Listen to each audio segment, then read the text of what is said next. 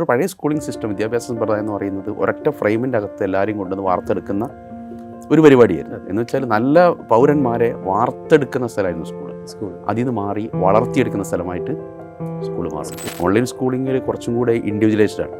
അതെ, learning ഇൻഡിവിജ്വലാണ്. ലേണിങ്ങിൻ്റെ pace, അതിൻ്റെ speed, അതിൻ്റെ സ്റ്റൈല്, ഇതൊക്കെ ഒരു സാധ്യതകളും അനന്തമാണ് അതിൻ്റെ സാധ്യത. ഇനി ഫ്യൂച്ചർ സ്കൂളിംഗ് എന്ന് പറയുന്നത് അത് തന്നെയാണ്. അങ്ങനത്തെ സ്കൂളുകൾക്ക്, അങ്ങനത്തെ വിദ്യാഭ്യാസ സംവിധാനങ്ങൾക്ക് ഭാവിയുള്ളൂ. അതെ, നമ്മൾ കുട്ടികളൊക്കെ കാണുമ്പോൾ പലപ്പോഴും ചോദിക്കാറുണ്ടല്ലോ, എന്തിനാണ് പഠിക്കുന്നത്, എവിടെ പഠിക്കുന്നത്, ഇങ്ങനെയുള്ള ചോദ്യങ്ങൾ നമ്മൾ തുടങ്ങുക. നമുക്കെന്നെ ആലോചിച്ച് നോക്കുക, എന്തായി പഠിക്കുക എന്ന് പറഞ്ഞാൽ, പഠനം എന്ന് പറയുന്നത് എന്താ, എഡ്യൂക്കേഷൻ എന്ന് പറയുന്നത് എന്തിനാണ് നമ്മൾ പറയുക. അപ്പോൾ പഠനം എന്ന് വെച്ചാൽ ശരിക്കും നമ്മളിങ്ങനെ ആലോചിച്ചാൽ കിട്ടും, അതൊരു കൂട്ടം അനുഭവങ്ങളുടെ ആകത്തുകയാണ്. അതെ, അനുഭവങ്ങൾക്കാണ് അതിന് പ്രാധാന്യമുള്ളത്. അതായത് കുട്ടിക്കുണ്ടാകുന്ന അനുഭവ ലോകങ്ങളെ നമുക്ക് മൊത്തം കണക്ട് ചെയ്യുന്ന ഒരു സംഗതിയായിട്ട് എന്ത് ചെയ്യണം, നമ്മുടെ എഡ്യൂക്കേഷൻ സിസ്റ്റം മാറണം എന്നുള്ളതാണ്. ഇപ്പോൾ നമ്മൾ നാഷണൽ എഡ്യൂക്കേഷൻ പോളിസി ആണെങ്കിലും അതിൻ്റെ ഭാഗമായിട്ട് NCF ഒക്കെ എടുത്തു നോക്കുകയാണെങ്കിലും കുട്ടിയുടെ അനുഭവ ലോകം സൃഷ്ടിക്കുക എന്നുള്ളിടത്തേക്ക് സ്കൂളിങ്, അതാണ് സ്കൂളിങ്. കുട്ടിക്ക് ഏജ് അപ്രോപ്രിയേറ്റ് ആയിട്ട്, പ്രായാനുസൃതമായിട്ട് ഒരു കുട്ടിക്ക് ലഭിക്കേണ്ട അനുഭവ ലോകം.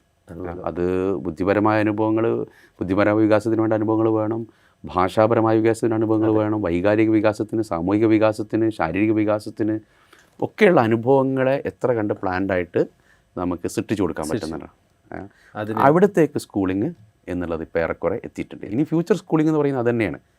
അങ്ങനത്തെ സ്കൂളുകൾക്ക്, അങ്ങനത്തെ വിദ്യാഭ്യാസ സംവിധാനങ്ങൾക്ക് ഭാവിയുള്ളൂ. അതെ, ഈ അനുഭവങ്ങളുടെ പ്രത്യേകം എന്താണെന്ന് ചോദിച്ചാൽ ഇത് വ്യക്തി അധിഷ്ഠിതമാണ്. ഇപ്പോൾ ഞാനും നിങ്ങളും പിന്നെ ബീച്ചിൽ പോകുന്നു, അല്ലെങ്കിൽ റെയിൽവേ സ്റ്റേഷനിൽ പോകുന്നു, ആ സ്ഥലം നമുക്കുണ്ടാക്കുന്ന അനുഭവ തലം ഒരുപോലെയല്ല. അതെ അതെ, ഒരുപോലെയല്ല. അപ്പോൾ നമ്മളൊരു പഴയ സ്കൂളിംഗ് സിസ്റ്റം, വിദ്യാഭ്യാസ സമ്പ്രദായം എന്ന് പറയുന്നത് ഒരൊറ്റ ഫ്രെയിമിൻ്റെ അകത്ത് എല്ലാവരെയും കൊണ്ടുവന്ന് വാർത്തെടുക്കുന്ന ഒരു പരിപാടിയായിരുന്നു. എന്ന് വെച്ചാൽ നല്ല പൗരന്മാരെ വാർത്തെടുക്കുന്ന സ്ഥലമായിരുന്നു സ്കൂൾ. അതിൽ നിന്ന് മാറി വളർത്തിയെടുക്കുന്ന സ്ഥലമായിട്ട് സ്കൂളുകൾ മാറുന്നു. നല്ല പൗരന്മാരെ, നല്ല വെച്ചാൽ സമൂഹത്തിന് പ്രയോജനപ്പെടുന്ന യൂസർ ഫ്രണ്ട്ലി ആയ മനുഷ്യരെ വാർത്തെടുക്കലിന് പകരം വളർത്തിയെടുക്കുന്ന ഒരു സംവിധാനമായിട്ട് എഡ്യൂക്കേഷൻ എന്നുള്ളത്, സ്കൂളിംഗ് എന്നുള്ളത് മാറിക്കൊണ്ടിരിക്കുന്നുണ്ട്. അങ്ങനത്തെ സ്കൂളിങ്ങിനെ എന്ത് ചെയ്യാൻ പറ്റുള്ളൂ, ഇനി പിടിച്ചെടുക്കാൻ പറ്റുള്ളൂ. അപ്പോൾ അതിലൂടെയാണ് നമ്മൾ ഈ ഓൺലൈൻ എഡ്യൂക്കേഷൻ്റെ വലിയൊരു സാധ്യത കാണുന്നത്. ഓൺലൈൻ സ്കൂളിങ്ങിൽ കുറച്ചും കൂടെ ഇൻഡിവിജ്വലൈസ്ഡ് ആണ്. അതെ, ലേണിംഗ് ഇൻഡിവിജ്വലാണ്. ലേണിങ്ങിൻ്റെ പേസ്, അതിൻ്റെ സ്പീഡ്, അതിൻ്റെ സ്റ്റൈല്, ഇതൊക്കെ ഒരു സാധ്യതകളും അനന്തമാണ് അതിൻ്റെ സാധ്യത. കാരണം നമുക്ക് ഓഫ്ലൈനിൽ ഒരുപാട് പരിമിതികളുണ്ട്. സാധ്യതകൾ ഒരുപാട് ഓഫ്ലൈനിലുണ്ടെങ്കിലും പരിമിതികൾ ഒരുപാടുണ്ട്. കാരണം കുട്ടികളുടെ എണ്ണം, നല്ല അധ്യാപകർ ലഭ്യത കുറവ്. ഇപ്പോൾ പിന്നെ ഒരു രാജ്യത്ത് നല്ല അധ്യാപകർ ലഭിക്കും, പക്ഷെ അവിടുത്തെ ആളുകൾക്കല്ലേ അത് അവൈലബിൾ ആക്കാൻ പറ്റുള്ളൂ. ഓൺലൈനിൽ ഏറ്റവും നല്ല അധ്യാപകൻ എവിടെയോ അവിടെ ലോകത്തിലെ ഏത് കോണിലുള്ള അധ്യാപകൻ്റെയും മെൻറ്ററുടെയും സപ്പോർട്ട് നമുക്കിന്ന് എടുക്കാൻ പറ്റുന്ന ഒരു കാലം. അപ്പോൾ അങ്ങനത്തെ വളരെ ഡ്രാസ്റ്റിക് ഒരു ഷിഫ്റ്റിലാണ് നമ്മളിപ്പോൾ സൊസൈറ്റി ഉള്ളത്. എഡ്യൂക്കേഷൻ്റെ ഒരു ഫ്യൂച്ചർ ചിലപ്പോൾ ഒരു ഗ്ലോബൽ സ്കൂൾ എന്നൊരു രീതിയിലേക്ക് എന്ത് ചെയ്യുന്നുണ്ടാവും, തീർച്ചയായിട്ടും അപ്പോൾ മാറുന്ന ഒരു സാഹചര്യത്തിലുമാണ് നമ്മളുള്ളത്. അപ്പോൾ കേരളത്തിലൊരു ബെസ്റ്റ് കെമിസ്ട്രി ടീച്ചർ ഉണ്ടെങ്കിൽ ആ കെമിസ്ട്രി ടീച്ചറുടെ സാധ്യത ഇവിടുത്തെ എല്ലാ കുട്ടികൾക്കും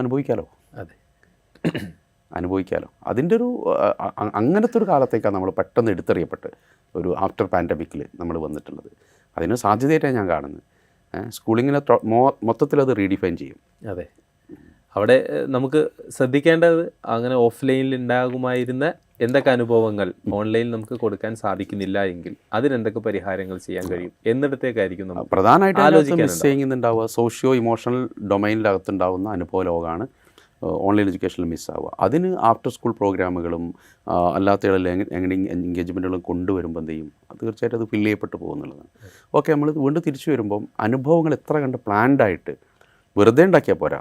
ഏജ് അനുസരിച്ചിട്ട്, പ്രായാനുസൃതമായിട്ട്, കുട്ടിയുടെ വൈകാരികവും ബുദ്ധിപരമായ വളർച്ചയ്ക്കനുസരിച്ചിട്ട് അനുഭവങ്ങളെ പ്രിപ്പയർ ചെയ്യിക്കാൻ, അതിനെ പ്ലാൻ ചെയ്ത് കൊടുക്കാൻ കഴിയുന്നിടത്താണ് നമ്മളെ എഡ്യൂക്കേഷൻ സിസ്റ്റം ഇപ്പോൾ എത്തിയിരിക്കുന്നത്.